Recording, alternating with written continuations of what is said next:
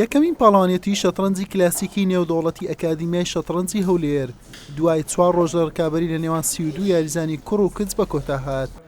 پاڵەوانتیەکە کراوە بوو با سیستەمی سویسری و با 7 جەولە ئەنجام درا بۆ هەر یاریەکیش 40 خولەک دانرا بوو لەگەڵ زیادبوونی 30 چرکە بۆ هەر جوڵەیەک.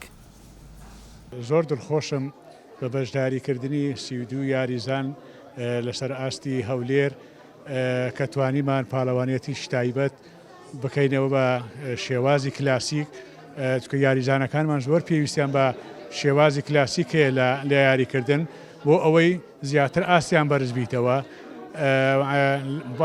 هەر بۆ هەمان کاتیش ئامادەکاریەشیش دەبی لە بۆ مەجموعە یاریزانێکمان کە بەشداری خولی یانەکانی عێراق دەکەن کە خلالی ئەو 4-5 ڕۆژەی داهاتوو ئەنجام درێت کە 15 سەیە.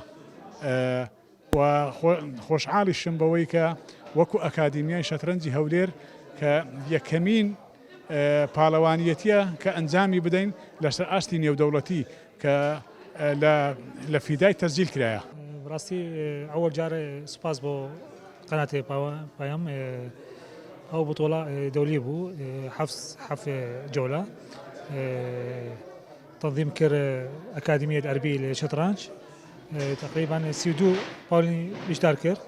ئەس یەکەم بووم الحەمدلله 7 جەولەم کرد 6 فەوز و 1 تعادل زۆر خۆش بوو ئەو بتۆڵە زۆر قەوتە بوو و گەلێک لاعبین مصنفم بوو.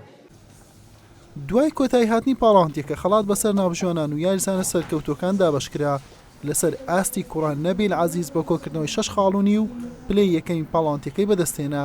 پۆڵە ئازاد بە 5 خاڵونی و پلەی دووەم و بەختیار حەمەد بە 5 خاڵ سێم بوو. لە ئاستی کچانیش سارا مەسعود بە 5 خاڵ پلەی یەکەمی وەرگرت و پەروە پشتیوان و بەهرە سەمیر بە 4 خاڵ پلەکانی دووەم و سێمیان بەدەستێنا. حوسێن محەممەد کەناڵی پێیام هەولێر.